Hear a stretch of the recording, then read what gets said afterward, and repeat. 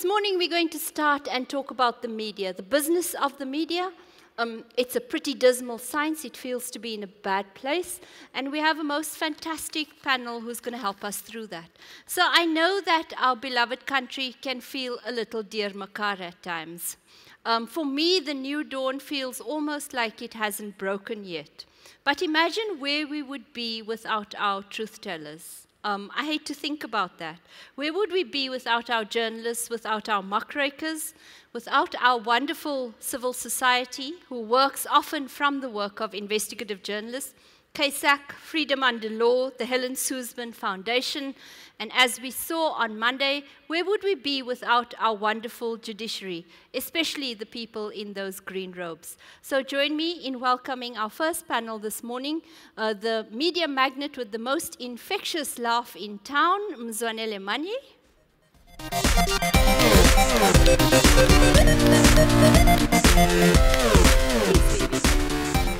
And Crotty, the Uber business journalist from the TISO Black Star Group.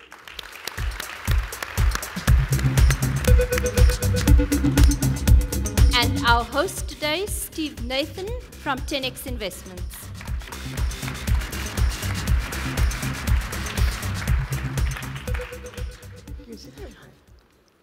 So I guess it's an interesting panel, Mzwanele, because you and I both come from places that have recently closed down. Me from the HuffPost, and you with the New Age, which has just closed shop quite recently. In addition to talking about the media as a dismal science, a place that's perhaps in some trouble, there's also stories about the media and business.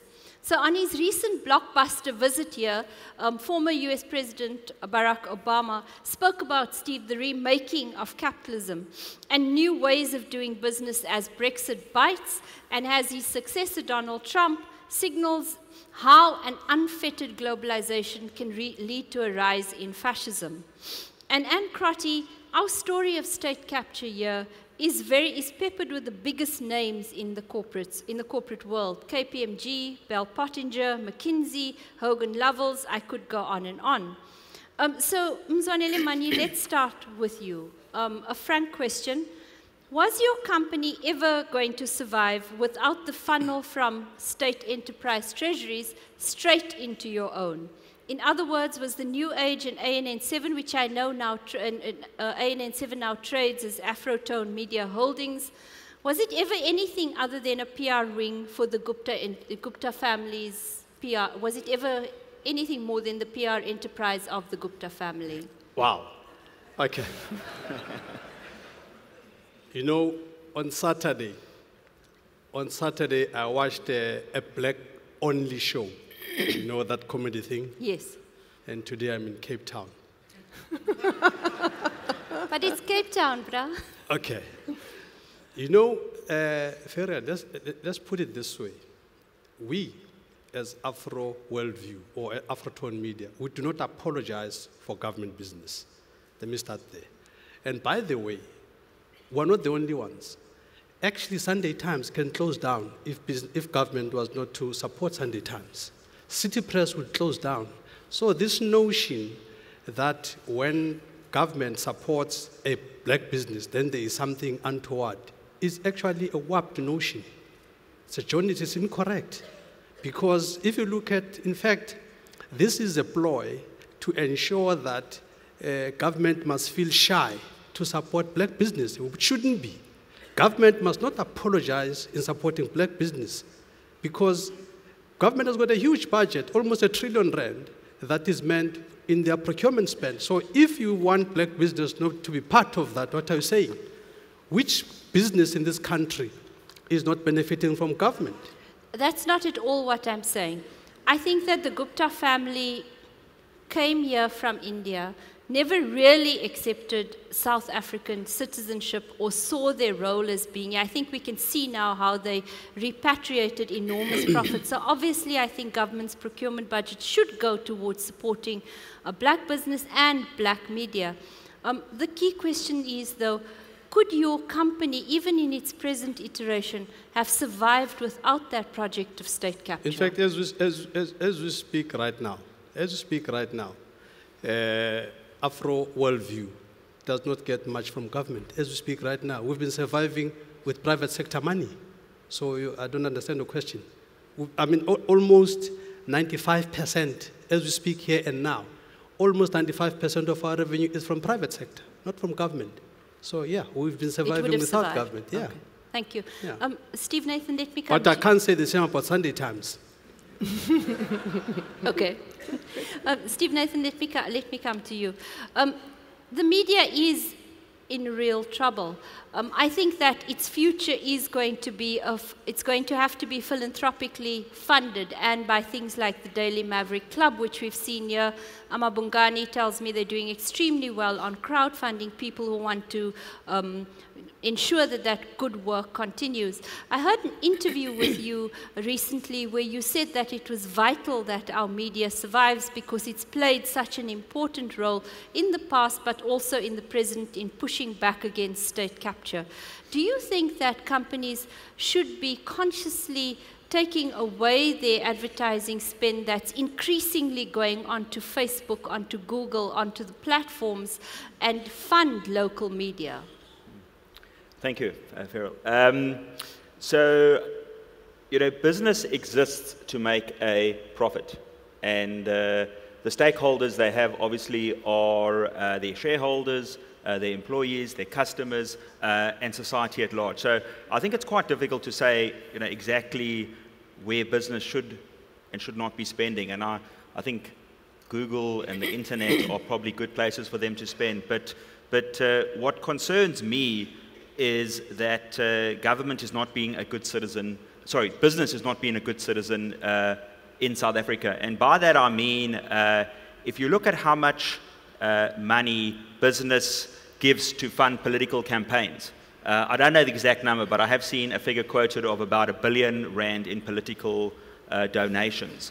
Now, they are doing that ostensibly to say that we want to create a free and fair environment and encourage people to vote and encourage people to have access to politicians. Now, whether funding politicians is good or bad, obviously, that's not the debate. But what do they give proportionately to the media? They give next to nothing.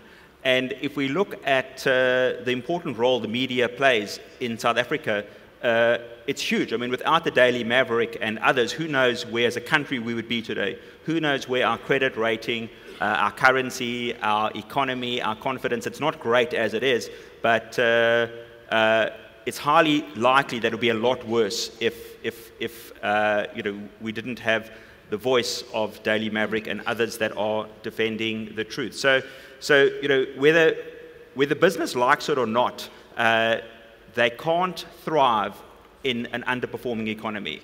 So even if business says, listen, I only have a vested interest to myself and my shareholders, well, you still need a thriving economy. I mean, big business is not going to do well with low economic growth. They need that. And I think what business, where I'm very disappointed with big business, is the lack of support for the independent media, and they want to be politically correct, it seems to me, all the time, and they're spending an enormous amount of money in the wrong areas. They could certainly halve their political donations and spend more on the media. So spend 500 million of that 1 billion, give it to independent media At least. I mean, as I say, I can't judge one over the other, but if you were to ask me, what is better for South Africa, more politicians or more independent media, the truth. And the problem we have, it's not only South Africa, it's a global problem, is that there's a concentration of power. There's a concentration of economic power and vested interests are driving agendas. And that's why we need the truth to come out, is because these vested interests, if we've seen with Facebook and others, they can almost control the truth and invent the truth. So the more vested interests supporting each other, the less free society we're going to have and the less access to the truth. And we can't make decisions unless we have the truth. We can't make good decisions for ourselves. We can be guided to bad decisions that are in the best interest of others, but not ourselves. Yeah, but big business is not helping the same cause, because, right now, yesterday I put up at the Cullinan.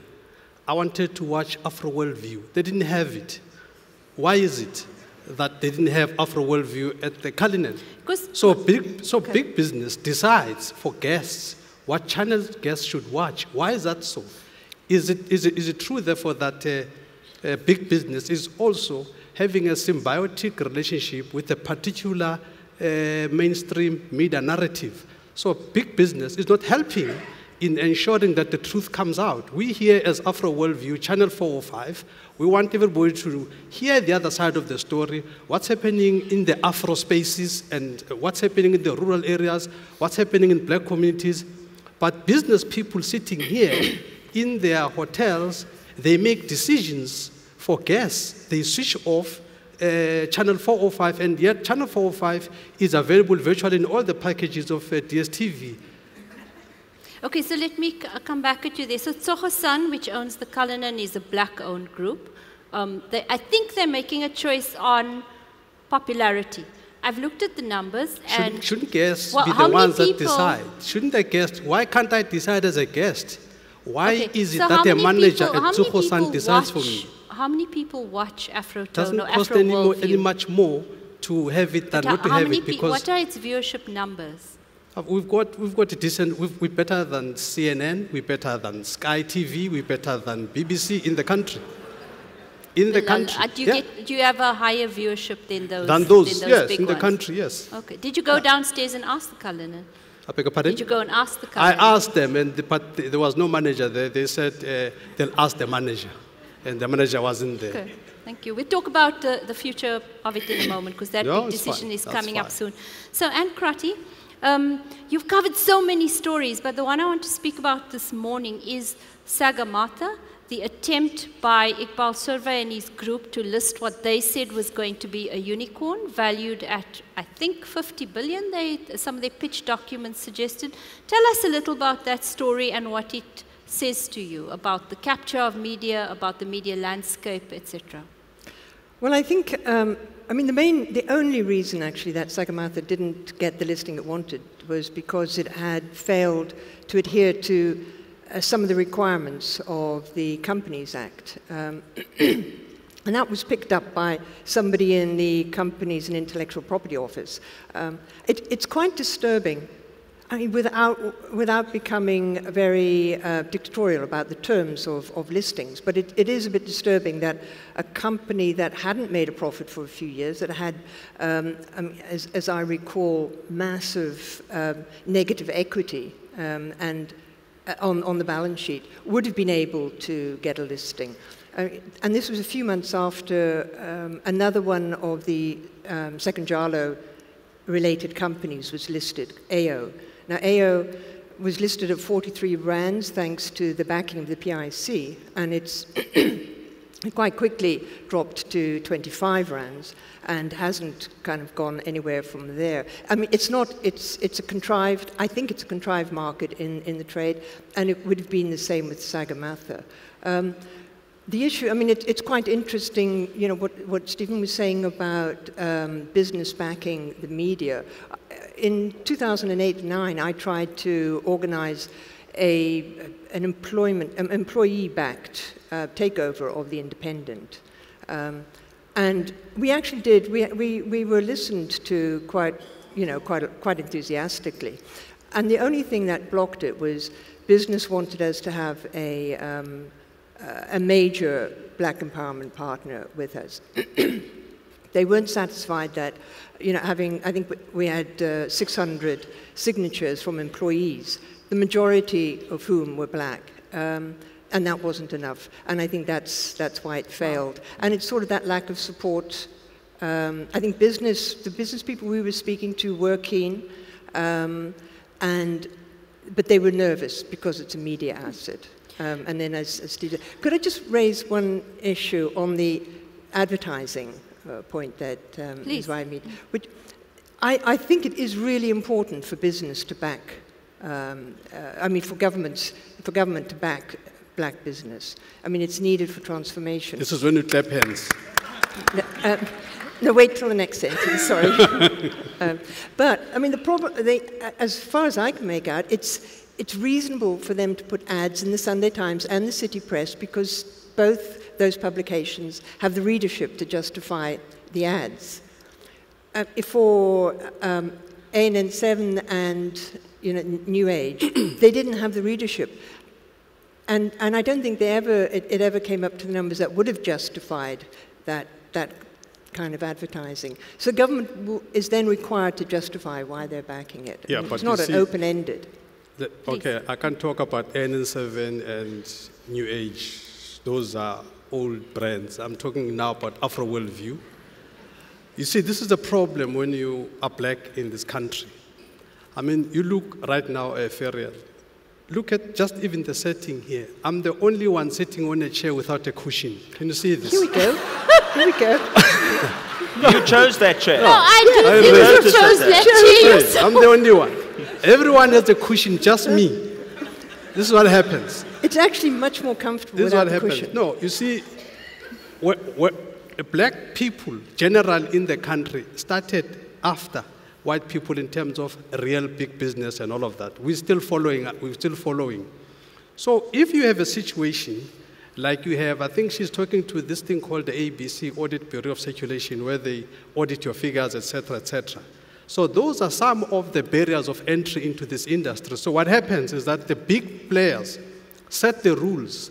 They agree that in order for a rate card to be priced so much, you must have so much circulation, which is all well and good when you've been in business for as long as Sunday Times have been in business.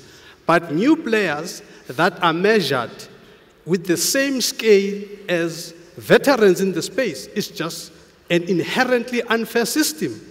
So it cannot be that we have government that is going to dispense equal treatment on unequal people. It is incorrect. It would have been incorrect for government to use the same thing and yet to dealing with people that are not the same. Others are well-resourced. They've been here for decades. There's a new baby that is coming. You can't use the same measure. There has to be a transformation element. There has to be an element that says these ones are still starting and therefore they must be assisted. So you can't be using the same scale. I could argue that the New Age got a lot of startup support. What did it ultimately sell? We have to be able to measure these things. It never submitted itself to audits and then it closed down. I'd argue because it never ever built up a readership, an audience, or a market of magnitude. Do you want to change chairs maybe? No. You chose that chair. No. I'll tell you why it closed. It closed because of reputation issues and what have you. That's the only reason it has closed. Because, this is a funny thing. You go to government to say you're trying to get an ad and so on. You know what they say? They say to you, they are afraid of answering a parliamentary question. Did you spend with New Age? So people decide, purely because of that, it's just too much to deal with. That's why it goes down, because of what has been built up. You see, mainstream media is very powerful. Even coming here, I was looking at even the poster of coming here. Everyone in the poster for this gathering, you must check it out. You must check the posters of people that are speaking here. They pick the nicest of the pictures of everyone. Smiling and everything, but when it came to my picture, they found the angriest. And the reason for that, this is all deliberate. The reason for that is to position or characterize me as this angry black. And so when you say angry black, what that conjures in their mind is that now I'm emotional, I'm irrational, I don't think things through and all of that. Then you get put into a corner, and then you can easily get discarded. This is what happens in the space. So if you want to kill anything in this country, give it a Gupta name. Even fresh milk. You put fresh milk here, and you say Gupta, it turns sour immediately. So this is what happens. You have... Can I just, sorry to interrupt. Please, Anne. So, the Guptas are said to have cost us, the Gupta Zuma network, 100 billion rand, and I think that's a fairly well-audited figure. So I think you're being slightly disingenuous, but can I want to move on a little bit here. So Anne, say you had been allowed, or your group, your consortium had been allowed to take over independent media. Where do you think it would be right now? Because I think if you look at the numbers, independent media is in some trouble. It's got a massive loan that's due at the PIC quite soon. Do you think its future might have been different if funders had understood that black employees are a very important constituency, a very important BEE partner? I think it would, yeah, I think it's safe to say it would be in a stronger position than it is now. And I think we would have broken it up, different regions in the country, to create voices, you know. I mean, Mzwanele is you're right, we need more voices. And we were speaking to, one of the business people we were speaking to was a specialist in distribution, in logistics. And I think that's a very important part of journalism. It's not just the writing and the production, it's the distribution. It's getting it out. It's trying to work out what is the most effective way of getting in touch with readers and customers and whatever. Yeah, I'd like to think it would have been a more vibrant operation, although Branko says I'm very lucky not to have. Very what? Sorry? Lucky that Iqbal's survey arrived and saved me from the Independent. Okay. But I do think it's important what Stephen says. We need some kind of funding. I mean, that was the big issue. How do you fund the media? It doesn't make huge amounts of money. And it's almost, you're kind of inclined to think, I mean, look at some of the media owners, and I'd include Tony O'Reilly in this, that anybody, and the Irish guy who took over from him, Dennis O'Brien, you're almost inclined to think that anybody, any big business person who wants to have media, you know, control a media company, should not be allowed to, by definition, you know, because it then becomes an ego project, and also promotion of their own business interests. Also, Ferial, can I just, yes, you know, I think that the vast majority of South Africans want South Africa to succeed. That's why we're here. Okay, so I came back from London, whatever, it's 14 years ago, because I want to be part of the solution, not part of the problem, and I love South Africa. So we're here. Now, in order for South Africa to succeed, the population's got to succeed. And we know that demographically, you know, heavily skewed, 90% plus is non-white. So we can't live in South Africa and not want blacks to succeed in every facet of our lives. I mean, that would just be stupid. If you look at what government has done in terms of government policy, in terms of employment equity, ownership, etc., there's an enormous amount of policy that favors black business. Unquestionably, it's objectively speaking, you know, it's there. You know, I came back to South Africa to start a business where I wanted to compete with the big financial institutions, and I knew that I was going to get zero support from government because I'm a white person, so I've no, you know, legitimacy there. I was not going to get any support from financial advisors or brokers who actually promote most of these products. People don't know that they pay the broker to sell them the product. It's like going to pick and pay and paying somebody to walk around with you to put their goods in your basket. You know, and so it's tough. It's tough starting a business. It's also been tough for black-owned asset managers. It's not easy. It's not easy for anyone to start a business. But as you say, you've got to be good enough. You know, you can get money. So, you know, if you look at South Africa, this is a huge economy. Government spends, you know, 1.5 trillion rand per year. There's a lot of money going around. And it has to be common cause that we want black business to succeed. I mean, I can't think of any rational person that would want black business to fail. It's because what are you doing here? Okay. So the problem is business being allocated on a fair and transparent basis? That's the question over here. And if you look, for example, at the PRC, and you say the PRC has funded some of these companies, you know, who is the PRC? I'll tell you, it's me. Why am I the PRC? Because I'm the taxpayer. Okay, the PRC manages the Government Employee Pension Fund, which is a defined benefit, which means we underwrite it. Okay, so the government promises you a pension, and the taxpayer underwrites it. So when we hear that, you know, and we don't know if it's true or not, or how much they're funding and what the debt is, but it's a lack of transparency. So how much of my tax am I going to be prepared to pay into a lack of transparency? And the same can be said for business. When business did a lot of these BE deals, there's no transparency behind these deals. How did certain individuals become billionaires overnight? You know, where's the transparency? So as Anne's saying, couldn't get access to what sounds like could have been a very good deal, you know, uplifted lots of people, more black participation in the economy, whatever. And that's what we're struggling with, is that there are these big vested interests that are not transparent, and when you ask them questions, they become more opaque. And if we knew the truth, we could make decisions for ourselves. Is it a good business to fund? What are the commercial terms of what's happening? It is more transparent now, and I think there's a work of financial journalism to be done in unpacking that, but I don't think it's more transparent. Sorry, with respect, I can't see it.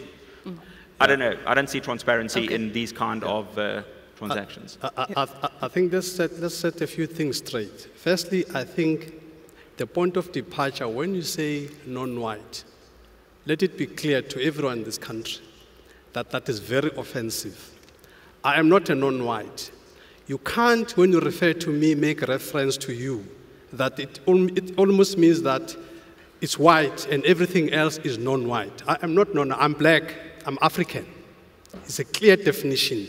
So you can't define me using you as a point of reference, that you are the point of reference, you are white, and therefore this is the peg on the ground, and everything else is non-this. Let everybody know that I think that's semantic, with respect. No, it's okay. I mean, Let me just proceed. The next point. It's a semantic. It's not a semantic, it's very fundamental. It's very fundamental. I did not fail to be white. I am African. I'm not non-white. I didn't fail to be white. Yeah. That's the first thing. The second thing, I think let's dispel this myth that this government is not doing business with white people. It's a lot of nonsense, absolutely nonsense. Here is a few things. Firstly, in this country, when you say black company, what do we mean? When you say black company, we mean 51% black owned. That is a black company. That means 49% is white. So this notion that if you are white, there's no future for you is absolute nonsense. Number one. Number two, if you look at even the policies of this country, the policies of government are actually pro-established business, which is a proxy for white. What does that mean? It means if you look at the procurement policy, for instance, as we speak here and now, that policy says when you allocate points, 90% of the points must go to price, lowest price. Which black business in this country can compete toe-to-toe with an established white business? Richard Maponya, a retailer, has got no chance in hell to compete with Raymond Ackerman because Raymond Ackerman has got scale. But now when you go into government policy which says we're going to allocate 90% of the points on the lowest price, it's a euphemism for saying we'll give it to established white business. So this notion that if you are white in this country, you've got no chance is not true. When you say employment equity, this thing about no future for white in this country is simply not true, because employment equity is about equitable distribution of human resources, as it were. So if you were, and the problem here is when people are spoiled, when people are used to having it all by themselves, sharing then becomes like a discrimination. When in fact the truth of the matter is that when you look at employment equity, what it seeks to do is to ensure that in this country we have 10% about white people in this country. So therefore all positions should somewhat reflect that. But when you are used to be 100% everything, when you say 10%, you feel we're being discriminated, when in fact we're saying you must be there in proportion to your demographic profile. Nothing could be fairer than that. I'm not sure you got into a lot of trouble for that the last time you said people in Cape Town. I know, the truth is always a problem, I know. So Anne Crotty, if I could come back to you and change tack a little bit. I think you do a brilliant job, but I wonder about the rest of our media, and I'll tell you what I'm talking about here. For example, Steinhoff. Until the fraud was committed and it became public around last December, I saw acres and acres of copy that covered it as a brilliant globalizing South African company, and acres of copy that covered Marcus Jooste as if he was the next best thing, the next big story. Is the financial media, the media in general, is it as good a watchdog over corporate malfeasance as it is over watching the public rand? No. No. I don't think so. I don't think so. But on Mzwanele's point about, I mean, what you're saying, it does demonstrate that there are, I mean, we talk about the truth. There are so many truths. And I think, I'm told that Marcus Jooste does not believe he did anything wrong. He doesn't believe he did anything wrong. That's what I'm told. Now, so his truth is, you know, well, I can't begin to understand how his mind works, but that is a really disturbing reality or thought that...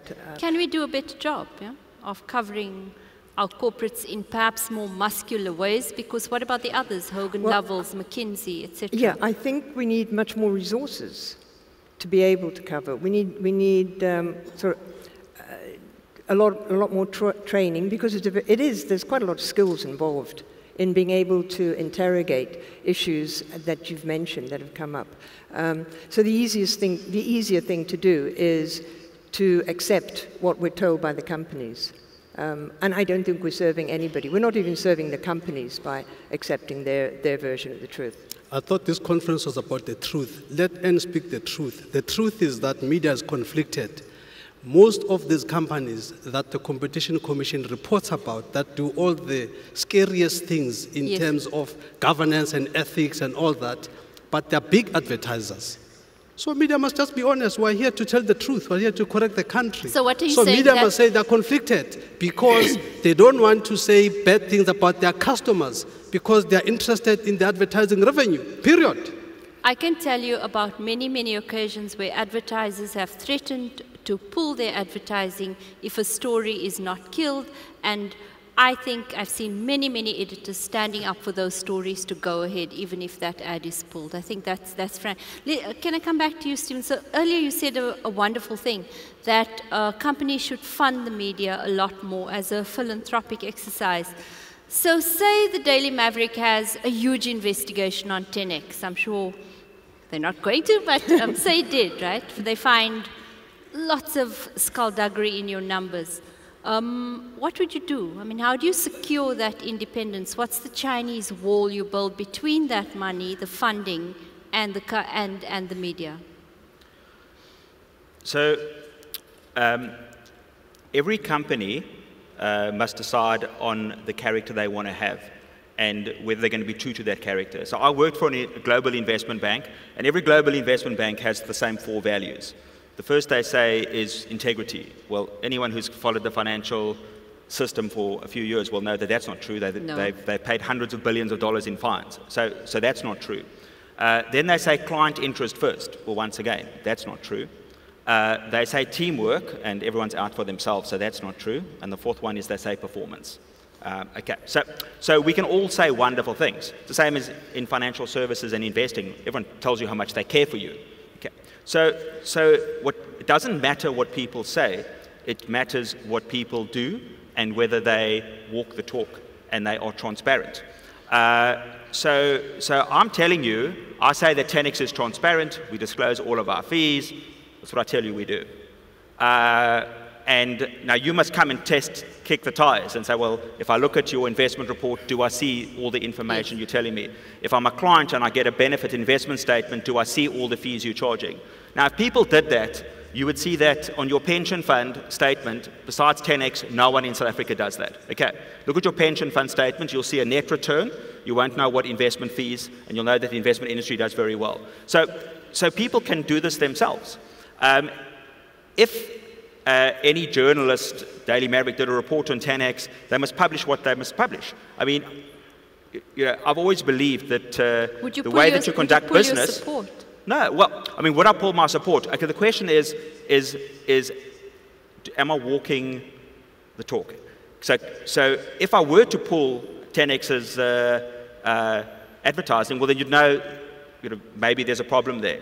So what I'm telling you is that there are no skeletons, so I wouldn't pull it. Okay. If I did pull it, then that would question, you would question the judgment. So we have created a business which is very simple, very transparent. Most investments are not. Most investments are complex, layered, and tremendous amount of complexity.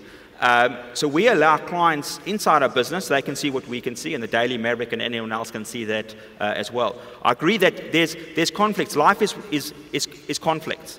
I mean, to say that that there's conflicts between advertisers, of course it is. I mean, it's, you know, it's everyday business. There's conflicts. It's how one manages those conflicts, and the way you do that is with transparency. If everything was transparent, you'd be able to see it. So, you know, so there was a saying we used to talk about, is that any business dealing we do, would you be happy to have that published on the front page of the Daily Maverick? Sure. That's the asset test. You know, I went to Should be there I anyway. went to McKinsey recently, and they have sandblasted all over their new office doors a range of their values, and they had managed to abuse every single one of those. It was really interesting. But so questions from the floor now. We have a few minutes before we complete. Any questions? We'd love to hear them. No, I don't see any. Okay. Yes. Yes, ma'am. A mic will get to you shortly.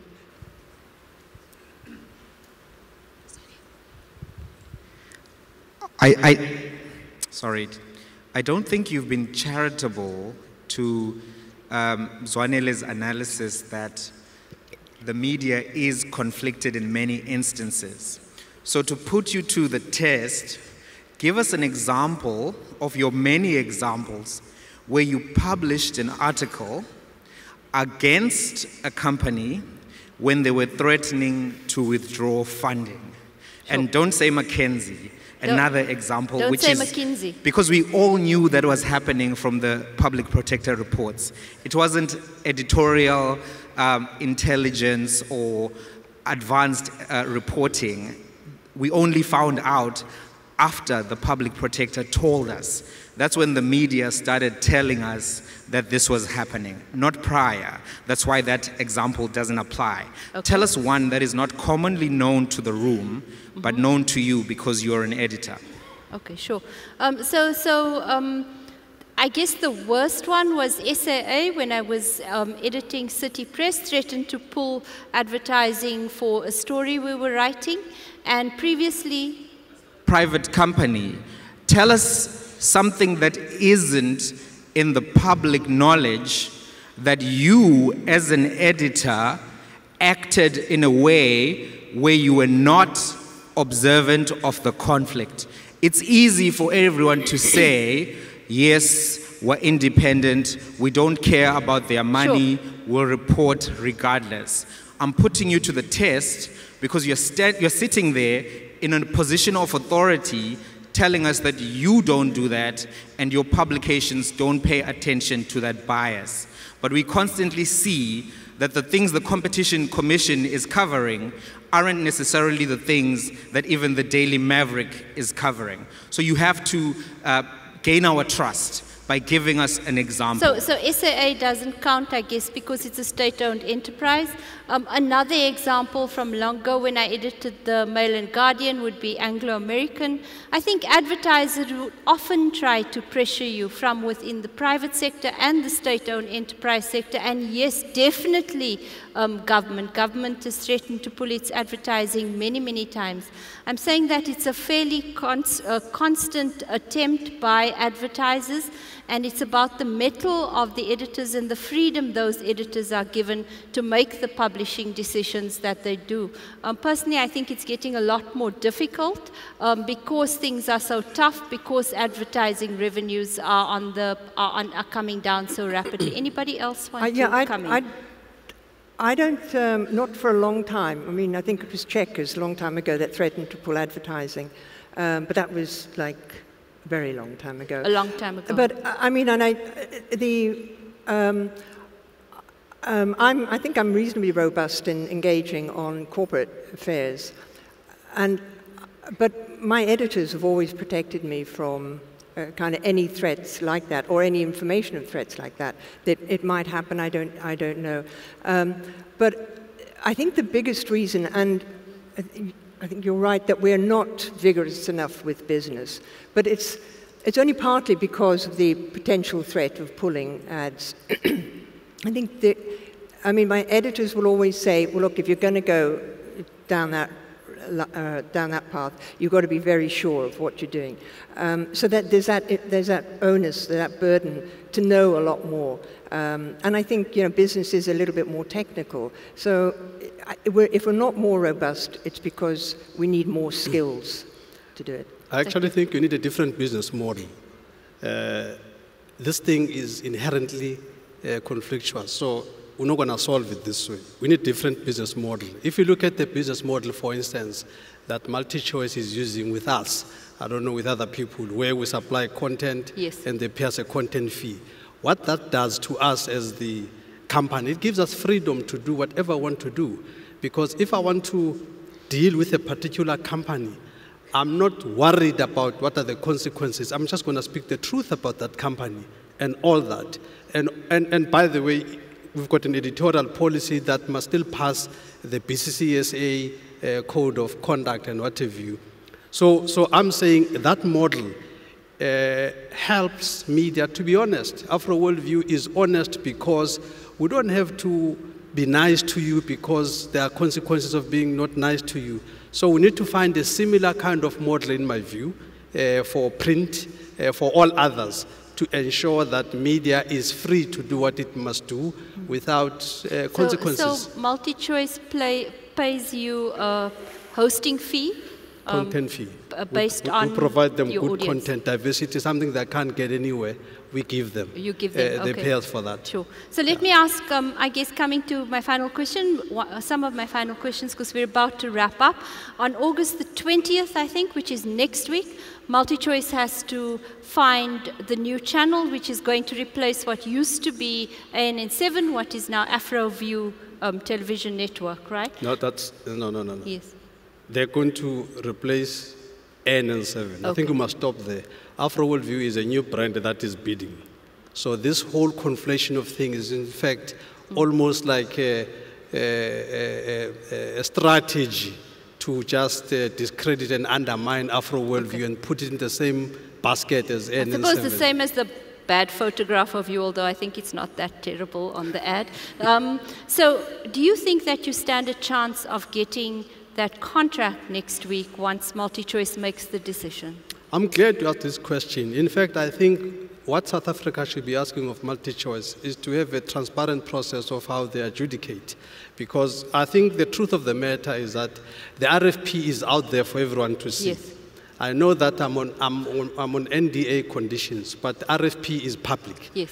Everybody knows that MultiChoice... That's a request for proposal. A request for proposal. It's all public. MultiChoice said they wanted a 51% minimum black-owned company. Yes. We are 100% black-owned. So we are walking on water. This is all public information. They wanted a company that is run by locals. We, we're very lucky. God works in mysterious ways. Around March, Home Affairs comes and they put pressure on the Indian nationals that were there. And by April, almost half of them, by June, all of them were gone. By the time we submitted our bid, were locally run. So as we sit here and now, Afro Worldview is run by the locals. We've rebranded and all that. So you think you stand a good chance? You think you stand a good chance? You must be the judge, because if you look at the RFP, all the things that they wanted, in the RFP, this is not confidential information, we're ticking all the boxes. So if any rational decision, in fact, it would be, the question is, if not us, why? Why not us? So somebody must answer this question. If it's not us, who in South Africa right now is standing a better chance than us? Most other bidders. We'll know next week. Most other bidders are just armed with a PowerPoint presentation. We are armed with the real thing. We're a going concern. Thank you. So you must tell me, Ferial, who is this PowerPoint presentation that is better than something that is real, something that is going, something that has got audience? Fine. Who's that PowerPoint? Stephen, Nathan, last question to you. Is land expropriation without compensation, is it worrying you as a business person, as an investor?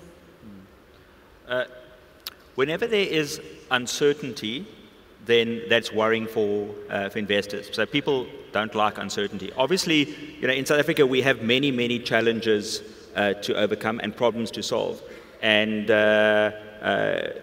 what would be helpful is if we had clarity of policy, of how were we going to tackle these challenges. And I think the problem we have in South Africa is that we don't simplify the targets that we are trying to achieve. So if I had to say in South Africa, to a government official, the president, what are the top 3 priorities in South Africa? But if you identify a problem, it's got to be measurable. So, what is it? I don't know what it is, but maybe you say land. Land is the #1 priority. So what is actually the problem?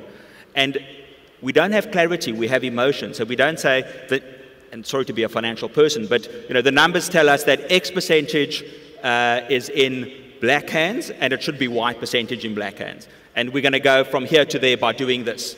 So if you look at a lot of the issues we have in South Africa, they're very generalizations. We don't have enough black shareholders in companies.